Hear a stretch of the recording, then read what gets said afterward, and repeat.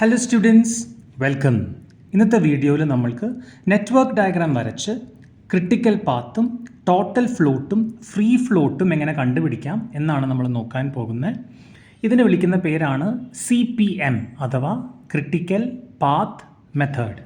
ചോദ്യം വായിക്കാം. Draw the network diagram of activities involved in the project. Indicate the critical path, calculate the total float and free float for each activity. അപ്പോൾ ഇതിലാദ്യം നമുക്ക് തന്നിരിക്കുന്നത് 3 കാര്യങ്ങളാണ്: activity, പ്രിഡിസസർ activity, duration. ഇതാണ് നമ്മൾക്ക് വേണ്ട ആക്ടിവിറ്റി, നമ്മൾ നടക്കുന്ന ആക്ടിവിറ്റി. അതിന് തൊട്ട് മുൻപ് നടന്ന ആക്ടിവിറ്റി, എത്ര സമയമെടുത്തു, 6 ആഴ്ച 8 ആഴ്ച എന്നുള്ളതാണ് നമുക്ക് തന്നിരിക്കുന്നത്. ഓക്കെ, അപ്പോൾ നെറ്റ്വർക്ക് ഡയഗ്രാം വരയ്ക്കുന്നതിനെ കുറിച്ചിട്ടുള്ള ഒരു വീഡിയോ ഞാൻ ഓൾറെഡി അപ്ലോഡ് ചെയ്തിട്ടുണ്ട്, കണ്ടു നോക്കുക. എന്നാലും നമുക്ക് അത് കണ്ടില്ലെങ്കിലും കുഴപ്പമില്ല, ഈ വീഡിയോ കണ്ടാൽ കാര്യങ്ങളെല്ലാം കൃത്യമായിട്ട് മനസ്സിലാകും. അപ്പോൾ ഏറ്റവും ആദ്യം നമുക്ക് സീറോവോ ചിലപ്പോൾ ഡാഷ് എന്ന് പറഞ്ഞ് തന്നിട്ടുണ്ടാവും. അങ്ങനെയാണെന്നുണ്ടെങ്കിൽ അതാണ് സ്റ്റാർട്ടിംഗ് പോയിൻറ്റ്. അപ്പോൾ ഡാഷ് തന്നിരിക്കുന്ന അല്ലെങ്കിൽ സീറോ തന്നിരിക്കുന്ന സ്ഥലത്ത് നമുക്ക് 1 എന്ന് മാർക്ക് ചെയ്യണം. ഓക്കെ, 1 മുതൽ സ്റ്റാർട്ട് ചെയ്യുന്ന 3 ആക്ടിവിറ്റി ആ സ്റ്റാർട്ടിങ്ങിൽ നിന്ന് വരുന്നുണ്ട്. ഏതൊക്കെയാണ്? ABC 3 ആക്ടിവിറ്റി നമ്മളുടെ സ്റ്റാർട്ടിംഗ് പോയിന്റിൽ നിന്ന് വരുന്നു. ഒന്ന് A, രണ്ടാമത്തത് B, മൂന്നാമത്തത് C. ഈ 3 ആക്ടിവിറ്റിയും സ്റ്റാർട്ട് ചെയ്യുന്നത് ഇവിടെ നിന്നാണ്. ഇതിന് 2 എന്ന് കൊടുക്കാം, 3, 4 ആരോസ് മാർക്ക് ചെയ്തു. അതിൻ്റെ ടൈമിംഗ് മാർക്ക് ചെയ്യണം. ഇത് A എന്ന് പറയുന്ന ആക്ടിവിറ്റി, അതിൻ്റെ 6 ആഴ്ച 6, ബിയുടെ 8, ഇതാണ് B, ഇത് 8, ഇത് C 1, അത് 3 മാർക്ക് ചെയ്തു.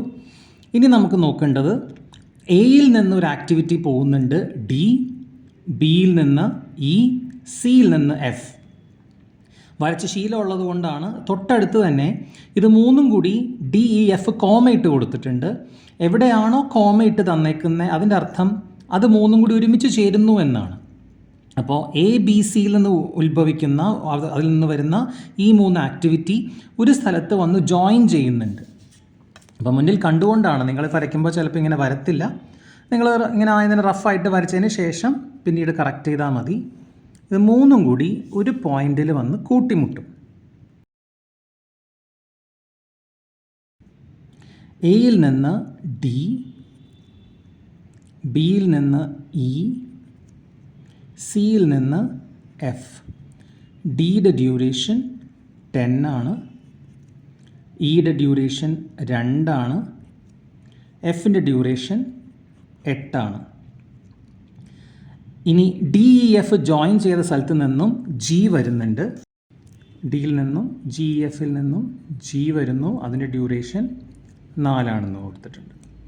അപ്പോൾ ഇത്രയുമാണ് നമ്മളുടെ first part, draw the network diagram. അങ്ങനെ നമ്മൾ നെറ്റ്വർക്ക് ഡയഗ്രാം വരച്ചു. ഇനി നമ്മൾ കാണാൻ പോകുന്നത് ഇതിൻ്റെ ക്രിട്ടിക്കൽ പാത്ത് കണ്ടുപിടിക്കുന്ന മെത്തേഡാണ്. ക്രിട്ടിക്കൽ പാത്ത് കണ്ടുപിടിക്കാൻ നമ്മൾ ഉപയോഗിക്കുന്ന മെത്തേഡാണ് forward pass and backward pass. Forward പാസും ബാക്ക്വേർഡ് പാസും കണ്ടുപിടിക്കാൻ വേണ്ടിയിട്ട് നമ്മൾക്ക് ഒരു ചെറിയൊരു ബോക്സ് കോളം വരയ്ക്കേണ്ടതുണ്ട്. ഞാനത് വരച്ച് കാണിച്ചു തരാം. അപ്പോൾ ഞാനിങ്ങനെ ഒരു ന്യൂമറേറ്റർ ഡിനോമിനേറ്റർ എന്ന് ഞാനാണ് വിളിക്കുന്നത് അങ്ങനെ. അപ്പോൾ അതിനെ 2ആയിട്ട് സ്പ്ലിറ്റ് ചെയ്തു. തൽക്കാലം നമുക്കിതിനെ ന്യൂമറേറ്റർ എന്നും അടിയിലത്തെ ഡിനോമിനേറ്റർ എന്നും വിളിക്കാം. ടെക്സ്റ്റ് ബുക്സിലൊന്നും അങ്ങനെയല്ല വിളിക്കുന്നത്. Early start time and latest completion time എന്നൊക്കെയാണ്. പക്ഷേ ആ ഒരു ടെർമിനോളജി നമ്മൾ ഉപയോഗിക്കുന്നതിൽ ഒരു ഷോർട്ട് കട്ട് പോലെയാണ് നമ്മൾ ഈ കാര്യങ്ങൾ ചെയ്യാൻ പോകുന്നത്. അപ്പോൾ ഫോർവേഡ് പാസ്സാണ് എക്സ്പ്ലെയിൻ ചെയ്യാൻ പോകുന്നത്. എന്താണ് forward pass technique? Forward pass ചെയ്യാൻ വേണ്ടിയിട്ട് നമ്മൾ സ്റ്റാർട്ടിങ്ങിൽ തുടങ്ങുമ്പോൾ 0 എന്ന് വെച്ചാൽ നമ്മൾ തുടങ്ങുമ്പോൾ ഒട്ടും ആക്ടിവിറ്റി ഇല്ല, 0. ഇനി ഈ ഒരു പാത്ത് പോകാം. ഇവിടെ ഈ പാത്തിൽ ഡ്യൂറേഷൻ 6 ആണ്. അപ്പോൾ 0 + 6, അപ്പോൾ ഇവിടെ 6 വരും. ഇതിലേ പോകുമ്പോൾ 0 + 8, അപ്പോൾ ഇത് 8 വരും. ഇവിടെ 0 + 1, അപ്പോൾ 1 വന്നു. ഇനി ഈ പാത്ത് വരുമ്പോൾ ശ്രദ്ധിക്കണം, 3 പാത്താണ് ഇവിടെ വരാൻ പോകുന്നത്. അപ്പം 3 നമ്മൾ ആ നോഡിൻ്റെ മുകളിലായിട്ട് എഴുതുക, ഈ ബോക്സ് കോളത്തിൻ്റെ മുകളിലായിട്ട് എഴുതാം. 6 + 10 എത്ര കിട്ടും? 16 കിട്ടും. 8 + 2 എത്ര കിട്ടും? 10 കിട്ടും. ഇനി 1 + 8 9. അപ്പോൾ 16, 10, 9 എന്ന് 3 പാത്ത് നമുക്ക് കിട്ടും.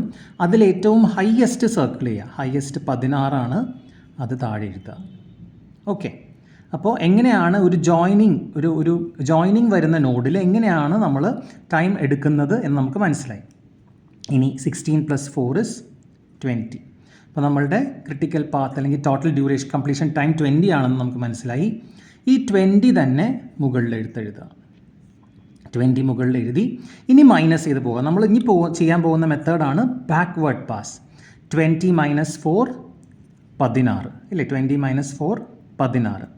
ഇനി കാഷ്വലി മൈനസ് ചെയ്യാം. 16 നിന്ന് 10 കുറക്കുമ്പോൾ 6, 16 നിന്ന് 2 കുറക്കുമ്പോൾ 14, 16 നിന്ന് 8 കുറക്കുമ്പോൾ 8. ഇവിടെ വരുമ്പോൾ ശ്രദ്ധിക്കണം, ഇവിടെ 3 ടൈം വരും. 16 - 6 നിന്ന് 6, ഈ 6 നിന്ന് 6 കുറക്കുമ്പോൾ മുകളിൽ എഴുതണം 0. ഈ 14 നിന്ന് 8 കുറക്കുമ്പോൾ നമുക്ക് കിട്ടുന്നു 6. 14 - 8 6 ആൻഡ് 8 - 1 is 7. അപ്പോൾ 3 ഡ്യൂറേഷൻ 0, 6, 7. അതിലേറ്റവും ചെറുത് അങ്ങോട്ട് പോകുമ്പോൾ ഏറ്റവും വലുത്, തിരിച്ചു വരുമ്പോൾ ഏറ്റവും ചെറുത് 0. അപ്പോൾ നമ്മൾക്ക് ഫോർവേഡ് പാസും ബാക്ക്വേർഡ് പാസും കഴിഞ്ഞപ്പോൾ നമുക്ക് 2 ന്യൂമറേറ്റർ ഡിനോമിനേറ്റർ സെയിം ആയിട്ടുള്ള ഏതൊക്കെയാണ് നോഡ്സ് എന്ന് നോക്കുക. അപ്പോൾ ഇവിടെ 0 സെയിം ആണ്, ഇത് രണ്ടും 6, 6, 16, 16, 20, 20. ഈ പാത്ത് സെയിം ആണ്. ഇവിടെ വ്യത്യാസമുണ്ട്, ഇവിടെ വ്യത്യാസം. അപ്പോൾ ഈ പാത്ത് എടുക്കാൻ പറ്റത്തില്ല. നമ്മളുടെ ക്രിട്ടിക്കൽ പാത്താണ് ഇത്. അത് നമ്മൾ ഡിനോട്ട് ചെയ്യുന്നത് ഇരട്ട വരകൾ വെച്ച്, ഡബിൾ ലൈൻസ് വെച്ചിട്ടാണ്. അപ്പോൾ this is our critical path. ഇതാണ് നമ്മുടെ ക്രിട്ടിക്കൽ പാത്ത്. അപ്പോൾ നമുക്ക് എടുത്തെഴുതാം. Critical path is equal to A, D, G. ഇതാണ് നമ്മുടെ critical path. And project completion time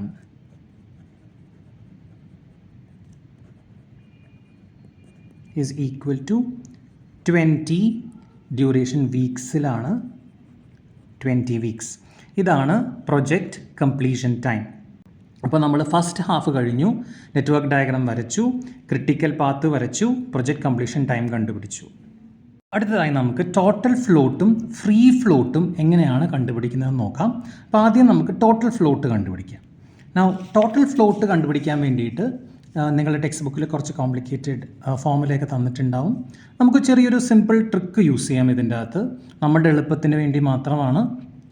അപ്പോൾ ഞാൻ നേരത്തെ പറഞ്ഞല്ലോ, ന്യൂമറേറ്റർ ഡിനോമിനേറ്റർ, ഇതാണ് നമ്മളുടെ ഒരു ആക്ടിവിറ്റി, എ എന്ന് പറയുന്ന ഒരു ആക്ടിവിറ്റി. അപ്പോൾ ഇതിൻ്റെ സ്റ്റാർട്ടിങ്ങിലും എൻഡിങ്ങിലും ഇങ്ങനെ ഒരു ബോക്സ് കോളം ഉണ്ട്, ന്യൂമറേറ്റർ ഡിനോമിനേറ്റർ ഉള്ളത്. അതിൽ ടോട്ടൽ ഫ്ലോട്ടിൻ്റെ ഫോർമുല ഇങ്ങനെയാണ്: numerator of the ending activity minus denominator of the starting activity minus duration. Numerator minus denominator minus duration. അപ്പോൾ എ എന്ന് പറയുന്ന ആക്ടിവിറ്റിയുടെ ടോട്ടൽ ഫ്ലോട്ട് നോക്കുമ്പോൾ 6 - 0 - 6. അപ്പം ഇങ്ങനെ എഴുതാം: 6 - 0 - 6 ദാറ്റ് ഈസ് ഈക്വൽ ടു 0. അതുപോലെ ബി എന്ന് പറയുന്ന ആക്ടിവിറ്റി നോക്കാം.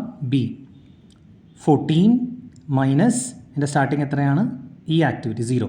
14 - 0 - 8. 14 - 0 - 8 is equal to 6. അടുത്തത് സിയുടെ ആക്ടിവിറ്റി സി 8 - 0 - 1.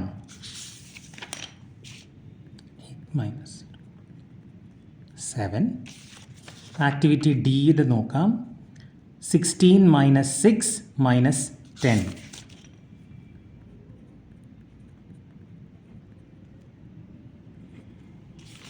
ഇയുടെ നോക്കാം. 16 minus 8 minus 2.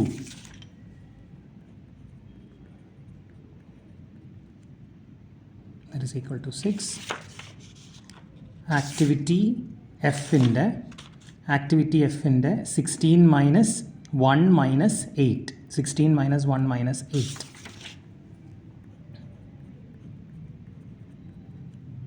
That is 7.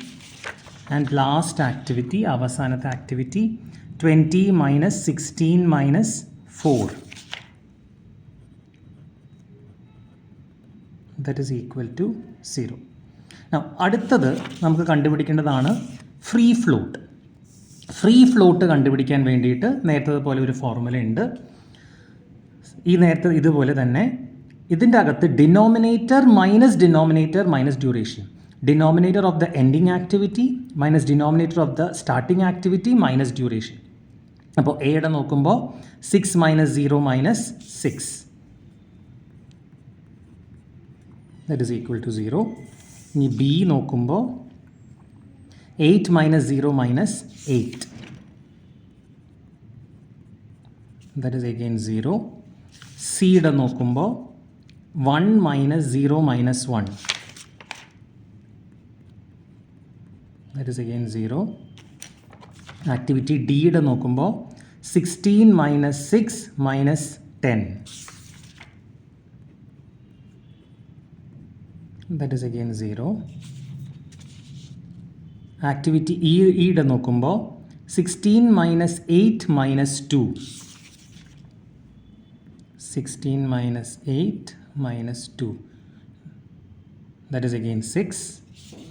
Now activity F in there, this is activity F, 16 minus 1 minus 8. That's 7. And last activity, 20 minus 16 minus 4. That is equal to 0. Now total floatum free floatum കണ്ടുപിടിച്ചു കഴിഞ്ഞാൽ നമുക്കതിൽ നിന്ന് ഒരു കാര്യം cross check ചെയ്യാൻ സാധിക്കും. ഇത് രണ്ടും 0 വരുന്നത് നമ്മളൊന്ന് നോട്ട് ചെയ്യാം. ഏതിലൊക്കെയാണ് 0 വരുന്നത്? ഇത് രണ്ടും 0 ആണ്. ഇത് 0 അല്ല, ഇത് 0 അല്ല, ഇത് രണ്ടും 0 ആണ്. Activity D.